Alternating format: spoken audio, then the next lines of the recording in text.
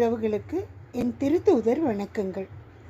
நீங்கள் பார்த்து கொண்டிருப்பது டிவைன் விஸ்டம் மினிஸ்ட்ரிஸ் வழங்கும் திருத்தூதர் தொலைக்காட்சி மற்றும் இணைய வானொலியின் ஞான வானொலி நிகழ்ச்சியில் உங்களுடன் உங்கள் ஜோசி. அன்பு உறவுகளே, நம்மெல்லாம் சந்தோஷமாக இருக்கோமா? நிம்மதியாக இருக்கோமா? நம்மெல்லாம் நிம்மதியை இழந்து போகிறது எதனாலன்னு யோசிச்சுருக்கோமா? நம்ம சின்ன குழந்தைகிட்ட கூட கொஞ்சம் காலேஜ் படிக்கிற பசங்ககிட்ட ஏதாவது கேட்டு பாருங்கள், சரி ஒரே டென்ஷனாக இருக்குது, ரொம்ப ஒரு நிம்மதியே இல்லை இப்படின்ற பதில் நம்ம கேட்டிருக்கோம். இது நம்ம சந்திக்கிற 199 பேர்கிட்ட இந்த பதில் நிம்மதியே இல்லைங்க, லைஃப் சந்தோஷமாகவே இல்லைங்க அப்படின்னு நம்ம கேள்விப்படுறோம். லைஃப்பை சந்தோஷமாக வச்சுக்கிறதும் நிம்மதி இல்லாமல் போகிறதுக்கும் யார் காரணம்? என்ன காரணம்? நமக்கு இதுக்கு ஒரு சின்ன கதை. அந்த கதையில் ஒரு பெரிய பணக்காரர் என்ன பண்ணுறாரு, ஒரு ஞானிகிட்ட போகிறாரு. பெரிய பணக்காரர், அவருக்கு எதுவுமே குறையே இல்லை, எல்லாமே நிறைவாக இருக்குது. ஆனாலும் இன்னும் ஓடி ஓடி உழைச்சிக்கிட்டு இருக்காரு. அவர் அந்த ஞானிக்கிட்ட போய், ஐயா, நான் நிறைய சம்பாதிச்சு வச்சுருக்கேன், இன்னும் நான் மேலே மேலே சம்பாதிச்சுக்கிட்டு இருக்கேன், என்கிட்ட எதுக்குமே குறைவே இல்லை, ஆனால் என் வாழ்க்கையில் நிம்மதி மட்டும் இல்லையே, அது ஏன்னு கேட்குறாரு. அப்போது அந்த ஞானி சொல்கிறாரு,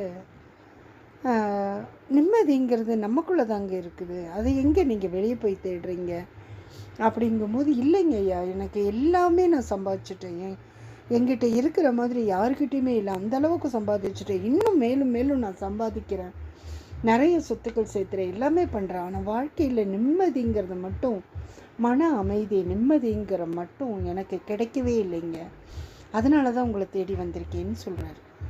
அப்போது அந்த முனிவர், அந்த ஞானி என்ன சொல்கிறாரு, அப்படியே திரும்பி பார்க்குறாரு. பார்த்துட்டு அங்கே சில குழந்தைகள் விளையாண்டுட்ருக்காங்க. இந்த ஞானி பக்கத்தில் நிறைய மாம்பழங்கள் வச்சுருந்தார். அப்போது ஒரு குழந்தை, பெண் குழந்தைய அங்கேருந்து கூப்பிடுறாரு. கூப்பிட்டு அந்த குழந்தைக்கு, விளையாண்டுட்டுருக்க குழந்தைகளை கூப்பிட்டுட்டு அதில் ஒரு குழந்தைய மட்டும் கூப்பிட்டு இந்தான்னு ஒரு மாம்பழம் கொடுக்குறாரு. அது தன்னுடைய வலது கையால் அந்த ஒரு மாம்பழத்தை வாங்கிக்கிச்சு. வாங்கிட்டு சிரிச்சுட்டு அவரையே பார்க்கும்போது அவர் இன்னொன்று மாம்பழம் எடுத்து கொடுக்குறாரு.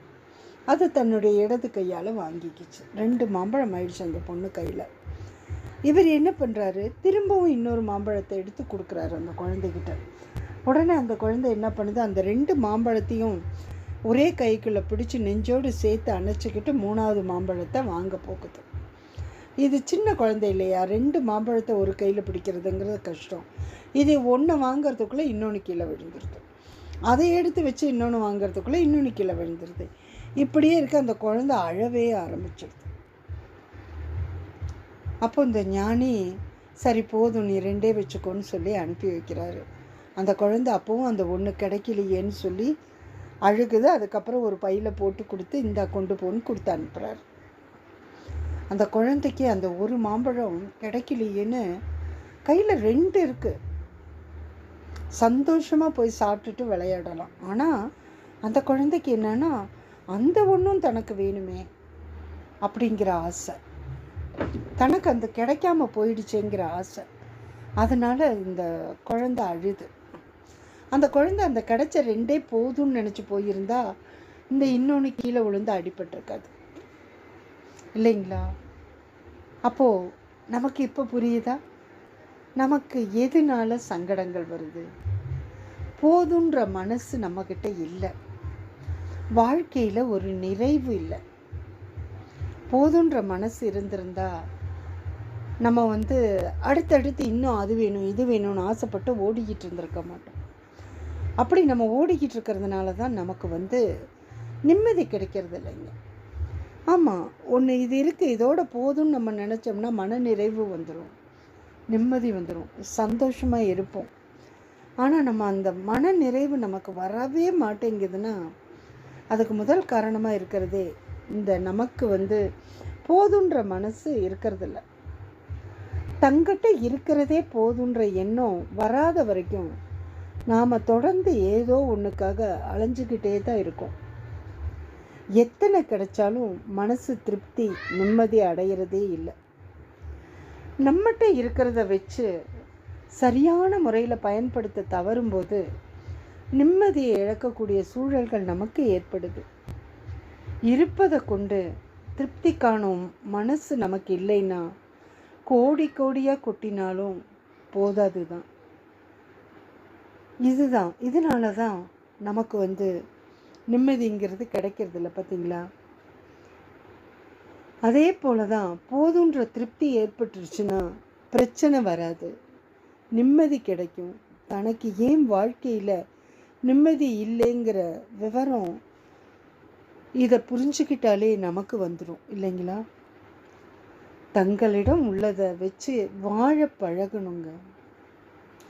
இந்த வாழ்க்கையில் மனசுக்கு நிம்மதியும் ஆறுதலும் மன அமைதியும் கிடைக்கிறதுக்கு போதுங்கிற மனசு இருந்தால் போதும்.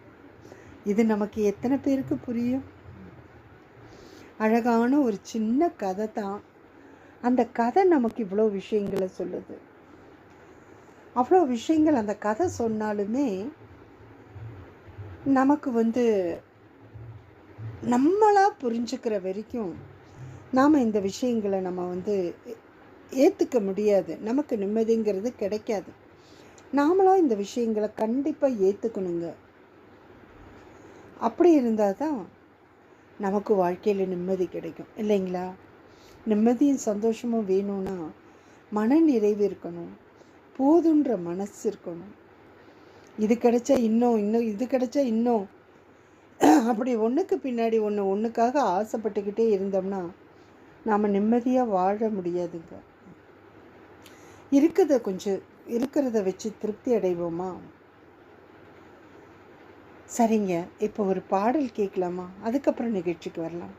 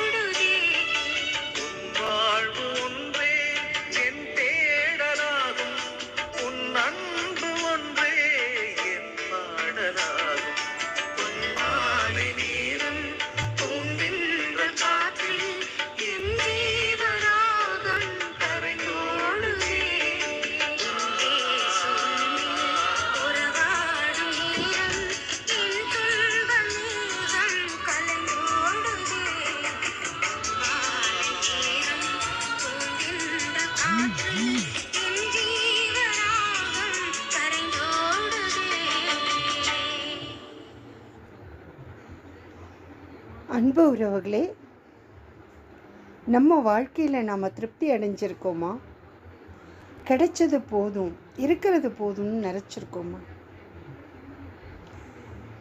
எனக்கு கோயிலுக்கெல்லாம் போனால் ப்ரேயர் பண்ணுவேன்.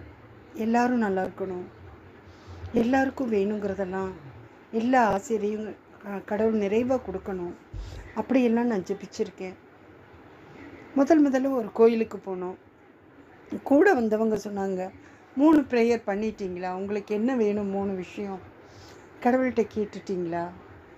உள்ளே போனீங்க, ஜெபிச்சிங்க, வந்துட்டீங்களே. நாங்களாம் ரொம்ப நேரம் ஜெபித்தோம், நீங்கள் உடனே வந்து சுற்றி பார்க்க ஆரம்பிச்சிட்டிங்களே. கடவுள்கிட்ட கேட்டிங்களா? 3 விஷயம் என்ன வேணும்னு கேட்டிங்களான்னு சொன்னாங்க. நான் யோசித்தேன், என்ன கேட்குறது? கடவுள் எனக்கு வேணும், கடவுளோட ஆசீர் எனக்கு வேணும், அவ்வளவுதான். இதுக்கு மேலே கேட்குறதுக்கு எனக்கு ஒன்றுமே இல்லையே. ஏன்னா எல்லாத்தையும் கடவுள் எனக்கு கொடுத்துருக்காரு. அந்த ஒரு மன நிறைவு. ஆமாம், அருமையான வாழ்க்கை, அருமையான ஒரு சூழ்நிலை, கடவுளுக்காக செய்கிற சேவைகள், இது எல்லாத்துலேயுமே மன நிறைவோடு இருக்கேன். இனியும் கடவுள்கிட்ட போய் நான் என்ன வேணும்னு கேட்குறது எனக்கு புரியலை. எனக்கு எதுவுமே கடவுள்கிட்ட போய் இது வேணும் அது வேணும்னு கேட்குறதுக்கு இருக்கலை. ஆண்டவரே, எல்லாரையும் நல்லா வச்சுடுங்க, பிரச்சனைகள் இல்லாமல் எல்லாத்தையும் காப்பாற்றுங்க, இப்படி தான் என்னால் வேண்ட முடிஞ்சதை தவிர எனக்கு என்ன வேணும்னு கேட்குறதுக்கு எனக்கு ஒன்றுமே இருக்கலை. ஏன்னா என்னுடைய வாழ்க்கையில் நான் மன நிறைவோடு இருக்கேன். இந்த நிமிஷம் ஆண்டவர் நீ வான்னு கூப்பிட்டா கூட, இதோ ஆண்டவரே நான் வரேன் அப்படின்னு போகிறதுக்கு தயாராக இருக்கிற சூழ்நிலையில் இருக்கும். இந்த மனநிறைவு நிச்சயமாக நான் இந்த மாதிரி ஒரு பதிலை சொன்னோன்னே கூட வந்திருந்தவங்க ஒரு அருட்சகோதரி, அவங்க கேட்டாங்க, என்னக்கா இப்படி சொல்கிறீங்க? உங்களுக்கு கேட்குறக்கு ஒன்றுமே இல்லையா? உங்கள் பசங்க பிள்ளைகளுக்கெல்லாம் நீங்கள் வேண்டிக்க மாட்டிங்களா? உங்களுக்கு ஏதாவது உடம்புல முடியல, ஏதாவது உடம்பு சரியில்லாமல் போனால் அதுலேருந்தெல்லாம் நல்லா வரணும்னு வேண்டிக்க மாட்டிங்களா? அப்படியெல்லாம் கேட்டாங்க.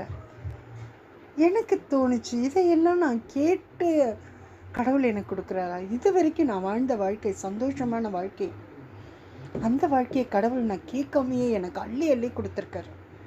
ஆனால் நான் அவருக்கு துதி பாடுறேன், அதுக்காக நன்றி செலுத்துகிறேன். அவ்வளவுதான்.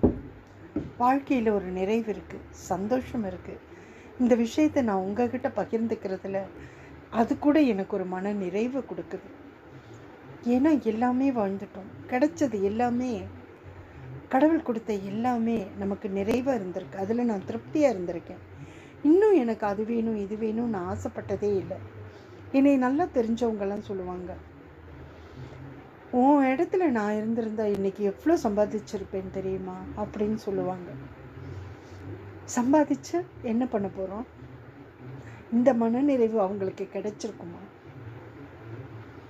கிடைச்சிருக்கு, எனக்கு கிடைச்சிருக்கு. இந்த மன நிறைவும் நிம்மதியும் சந்தோஷமும் எல்லாம் கடவுள் கொடுத்தது. போதுன்ற மனசு, போதும் எனக்கு இது போதும், இதுக்கு மேலே பெருசாக ஒன்றும் வேண்டாம் அப்படின்னு நினைக்கிற அந்த மனசை கடவுள் கொடுத்துருக்காரு. அதனால் மன நிறைவும் நிம்மதியும் சந்தோஷமும் இருக்கு. இதே மன நிறைவோட நம்ம கடவுள்கிட்ட இன்னொரு பாட்டு கேட்கலாமா?